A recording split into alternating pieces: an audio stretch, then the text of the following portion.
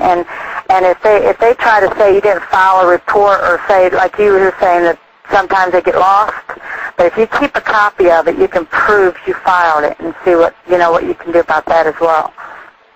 Well, thank you, Roberta, for coming on the show. We've run out of time, so I'd like to invite you to come back so that we can be updated on what's going on in your case.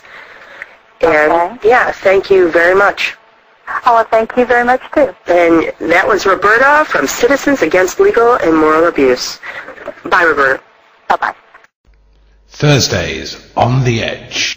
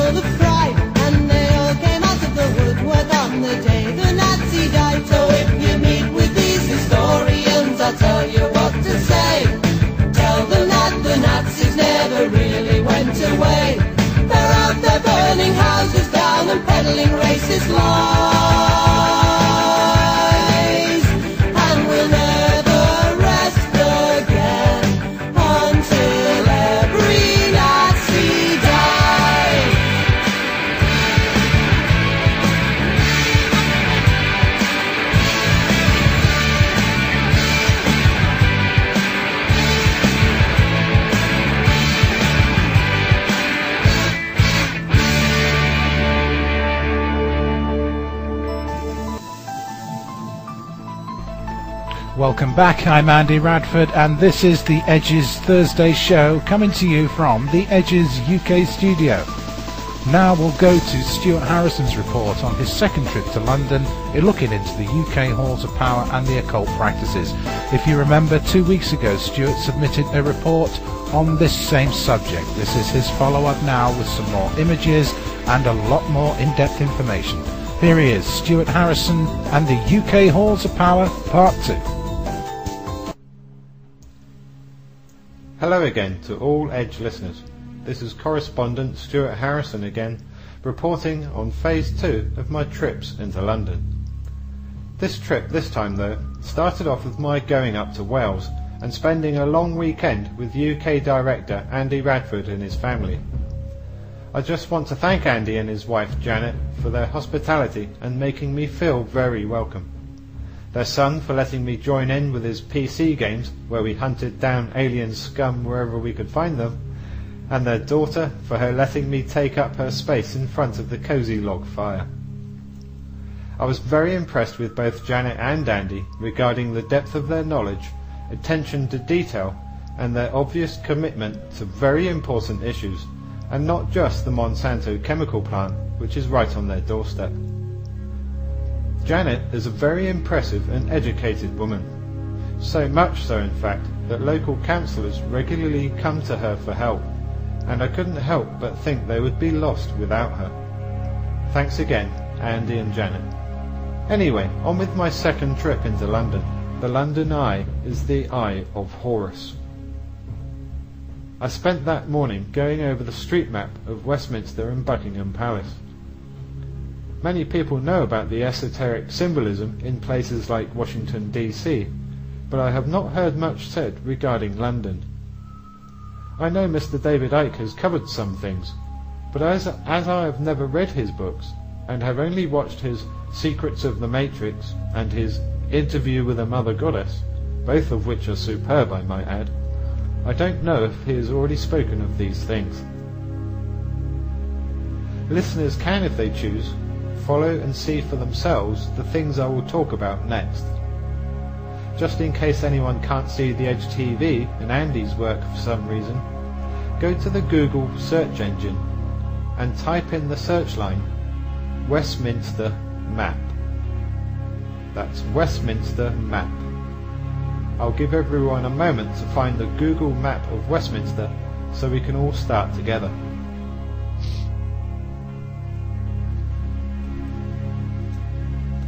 Whilst on that new Google page, go to the top left of the screen and click on Maps. Or you can simply click on the map that comes up on the first search result line. In front of you, you will see a street map of the heart of London. From here, all we have to do is find Mayfair near the middle, next to where it says London. Place the cursor on Mayfair and right-click on it.